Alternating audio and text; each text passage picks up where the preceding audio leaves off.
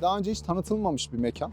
Bir hayallerimizi gerçekleştirdik. Gökçe tanıtım videomda bahsetmiştim çoban pideden. İşte bu. Bol kaşar. Tanıtım videomun başlarındaydı. Sağ üst köşeye bırakıyorum, linki izlersiniz.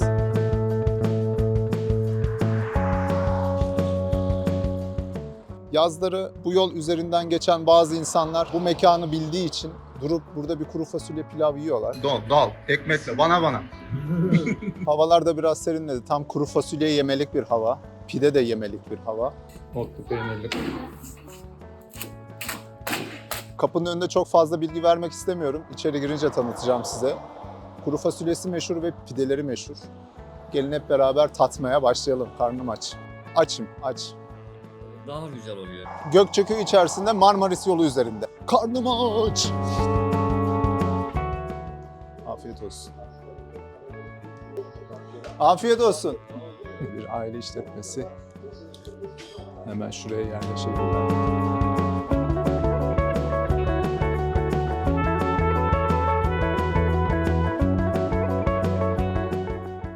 Birkaç ufak şey öğrendim. Onları da röportaj sırasında anlatacağım size.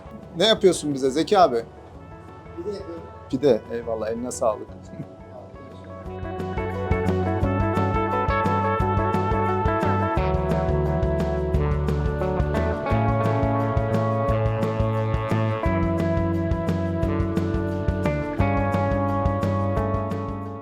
Fırıncılıktan başladım.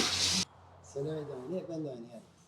Vallahi ikiniz bulmuşsunuz birbirinizi işte. Ya onlar Selahi bize- abi. Onlar bize de 80'den beri bulduk birbirimizi. Aşçı olarak yani mesela yemek olarak da benim şeyim çok gelişmiş vaziyette. Evet.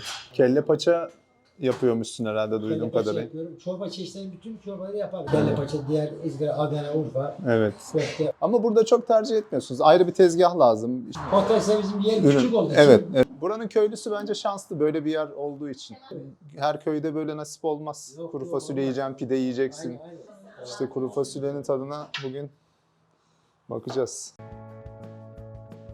Oo. Çok iyi ya. Şu ateşin görüntüsü yeter ya. Her pide de yenmiyor. Hamur ayrı bir sanat. Bu işte Of. Onun da tadına bakacağım zaten. Kuru güveçte fasulye. pişiyor. Evet, güveçte değil mi? evet, güveçte. Ne kadar sürüyor pişmesi? Aşağı yukarı akşam mesela 2 saat falan sürüyor. Genelde çoğu yerde pideyi hiç mayasız hamurdan yapıyorlar. Evet. Bu da hamuru pideyi sert düşürür. Kuru olur. Evet. Kızarmaz. Lezzetli olmaz yani. Biz mayalı yapıyoruz yani. Az mayalı dinlendiriyoruz hamuru. Hamur ekşimeden zaten tüketiyoruz. Tüketiliyor. Biraz da fiyat performans. Biraz diğer yerlere göre ucuz bir deniz. Bu Gayet açı. uygun. İçeride tepsilerde yemek var yani. Ne yemeği var o tepsilerde? Köfte ve tavuk var. Müşterilerin Müşteri özel olarak sipariş verip hazırlamışlar. harcını hazırlıyor. Biz sadece pişiriyoruz. Oo güzel. Böyle şey yapan oluyor mu? Lahmacun harcı hazırlayıp getir bana diyor hamurunu pişirmesini senden diyor. Evet. Bak adam getir şimdi. Evet. Hazırmış. Şey yapacağız. Bunu pide yapacağız. Pide. Ortalama kaç pide çıkar Zeki abi burada? 20 tane falan çıkar yani. 20-25 arası. Oo, aklımızda bulunsun ya. Tamam ya. Bütün fırının başında duran emekçilere selam olsun. Gerçekten kolay iş değil. Özellikle yazın.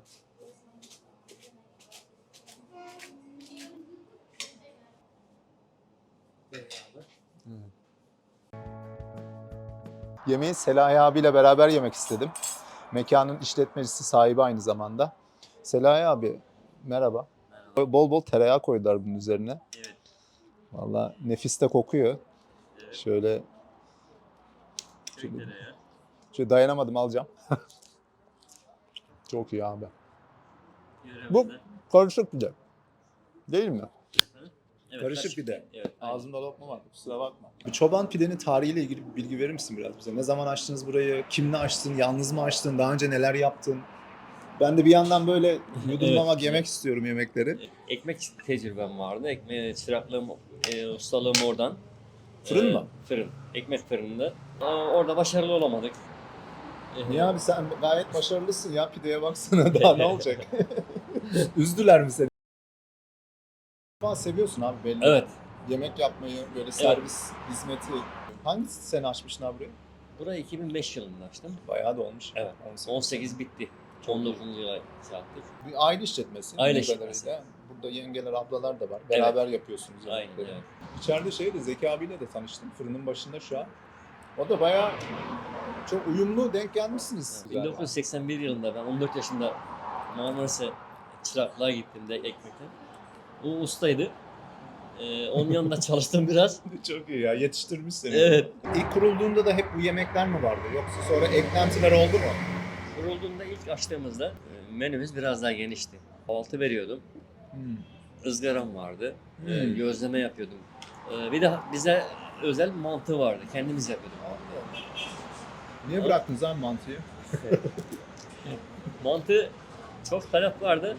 Mantının hazır mantı değil, kendimiz yaptığımız için işlemesi çok zor. En çok hangi yemekler tercih ediliyor burada? Kuru, Ben sana bıraktım bugün Evet. olayı zaten. kuru fasulye çok tercih ediliyor. Evet. Bak, pilav var, kızartma var. Bizim bu yörenin yoğurtlama dediğimiz şey var. Yani bu biber, patlıcan falan. Evet. Bir de pide çeşitlerimiz var. 2 çeşit de çorbamız var. Mesela kelle paçamız var, mercimek var. İçeride hanım hallediyor bu işler, işte o yapıyor. Çok güzel abi. Kadın eli değen yemekler iyidir. Evet. Abi. Özellikle işletmelerde de ben kadınların olmasına çok seviniyorum. Gurur da duyuyorum yani. Öğlen 12 ile 2 arası da yoğun olduğunu görüyorum. Yoğun, ben burada. evet. Etraftaki herhalde sağlık çalışanları ya da işçiler direkt burayı tercih ediyor. Aynen öyle. Bilhassa işçiler daha çok tercih ediyor. Çalışanlar da çok tercih ediyor. Çünkü fiyatlar da uygun tutuyorum ben. Evet abi, oraya gelecektim ya. Bir Evet. fiyat bilgisi verir misin? Bilgilendirelim izleyicilerimizi. Kuru fasulye pilavı ben 80 liraya veriyorum. Yanında İkisi birden. ikisi birden. Çünkü bakıyorum ki adam inşaatta çalışıyor. Kaç lira yemeği alıyor? 200 lira bana bırakırsa bu adam evine neyi götürecek? Pidelerde 80 lirayla 90 lira o civarda, otlu pide daha ucuz. Ben kendime ödün veriyorum. Sabah 6'da kalkıyorum. Kır pidesi yapıyorum. Kır pidesinde fiyatlarını çok uygun tutuyorum. Sözünü Herkes bırak abi. yiyebilsin. Kır pidesi de mi yapıyor? Evet. Vallahi ben onu bilmiyordum abi. Niye daha önce söylemedin ya? Arada sabahları gelirdik buraya. Müdavimleri var yani. Bu gelenek çok az para, ondan fazla para kazanmıyorum ama bu gelenek sürsün istiyorum. Ben bir de herkes yesin diye yani kendimden ödün vermiş oluyorum ben. Vallahi abi, kır pideni merak ettim şimdi ya. Yarın sabah beklerim yani. Evet evet. Yani onda da çeşit mi mesela? Kaşarlı, Onda kıymalı. şu an 2 çeşit yapıyorum. Bir otlu peynir derler bizim. Bu yöreye ait. Bir de kavurmalı kıymalı var. İçi bol soğanlı. Şimdi hanım diyor patates de yapalım diyor. Onu da soran oluyor. Patates. Başlamadım ama onu da yapacağız inşallah. Vallahi abi sabah sen o zaman çok erken başlıyorsun. Erken başlıyorum. Yoruluyorsundur abi. Yoruluyorum. Yani bu hamur işi. Şimdi herkes kuru fasulyeyi met ediyor, pideyi met ediyor. Yanında verdiğiniz yancılar da fazla. Yani şu acı biber olayı bence çok müthiş bir olay. Bu hem iştah açan bir şey, acı Evet. seven için, hem de lezzetli bir şey. Her yemeğin yanında gidiyor. Ben eksik etmem onu soframdan. Çok da sağlıklı buluyorum. Aynen. Bol yeşillik vermeniz de bence çok sağlıklı bir şey. Nedir bu lezzetin sırrı? Ürün kalitenizden biraz bahseder misin? Yazın yeşil biber kullanıyorum. O da köylülerin yetiştirdiği yeşil biber. Kışın da bunun kurusunu kullanıyorum kırmızı olarak. Onu fırında yapıyorum. Sera kullanmamaya çalışıyorum. Herkes birbirini tanıyor. Domateste yayladan gelen domatesleri seçiyorum. Of, Şeyde mesela rokada pazarda en iyilerini bulmaya çalışıyorum. Müşteriler yediği domatesi istiyorlar bizden yani. Domatesin çok güzelmiş, nereden aldın? Mesela fasulye aldığım bir marka var. O markayı sürekli ilk yıldan beri kullanıyorum. Buradan müşterilere o fasulyenin aynısından alıverdim belki. iyi Kiloyla. iyi bir marka zaten Evet. belli. İşte Hamur zaten senin hem el işçiliğin, bu çok önemli bir detay. Mayalı yapıyorsun. Mayalı sanırım. yapıyorum. Maya biraz da bir farklı bir lezzet katıyor. genelde meslektaşlarım mayasız yapıyor. Ama ben biraz maya koyuyorum ve daha güzel oluyor. Dolapta bekletim, biraz dinlendiriyorum. Ondan sonra kullanıma başlıyorum. Burada her yerde bahçede zaten limon var. Limon var. Yani Evet, yani limon sıkıntısı yok. Roka da var. roka da var. Evet. Gökova pazarı kuruluyor her cumartesi değil mi Evet, abi? köylüler orada toplanıyor. Oradan Gökova alıyorsun pazarından muhtemelen. temin ediyorum yeşilliğimi. Yani domatesi. yine köylünün yetiştirdiği bahçesinden Aynen. topladığı roka bu. Evet, Yani. evet. 6 gün açıksın herhalde 6 abi. gün açıyorum. Evet. Bir günde istirahat ediyoruz. Çocuklarla gezmeye gidiyoruz işte. Fırının odununu temin ediyoruz. O şekilde çalışmaya devam. Odunları kendiniz topluyorsunuz değil mi? Odunları kendi Operatif bahçem var. Oradan kesiyorum. Yılda bir sefer izin veriliyor köylü vatandaşa. Orman izinli veriyor. Veriyor. O zaman biraz yapmaya çalışıyoruz işte. O şekilde. yüklüyorsun, Evet. kesiyorsun. Çok sıkıştığımız zaman oduncu da alıyoruz. Hepsini oduncu alırsak zaten çok pahalı. 3,5-4 lira kilosu. Yandık o zaman yani.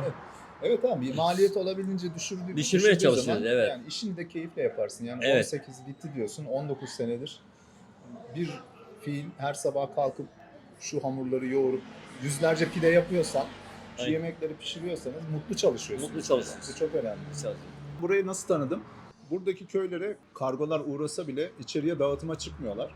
Dolayısıyla belli başlı adreslere kargoları bırakıyorlar. Buranın sakini gidip kargosunu o mekandan alıyor.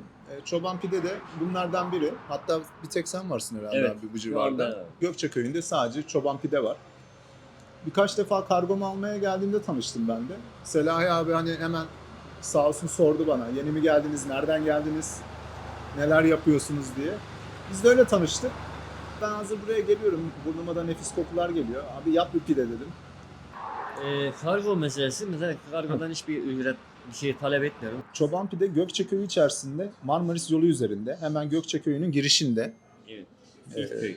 Evet, ilk köy ve Marmaris sınırındaki son köy. Hemen sağ üst köşeye bırakıyorum. Gökçeköy'ü tanıtım videomda bahsetmiştim. Yazın buranın sürekli gelen müşterileri oluyor dışarıdan. Köylünün haricinde, buranın yerlisi haricinde. Genellikle tabii yaz sezonu olduğu için burayı bilen, Marmaris'e giden ya da o istikamete giden vatandaş burada bir duruyor. Kuru fasulyesini, pidesini yiyor. Çok güzel, temiz bir mekan. Mutlu bir işletme. Lezzeti çok iyi ürünlerin. Tavsiye ederim. Bir uğrak yeriniz olsun burası. Geçerken şöyle bir uğrayın. Fiyatlar da çok uygun. Kalanı paket yaptırdım. Eşime götüreceğim. Ne kadar şirin bir mekan olduğunu görüyorsunuz. Böyle yeşillikleri altına almışlar. Herkese çok teşekkür ederim. Görüşmek üzere. Çok memnun oldum. Karnım doydu.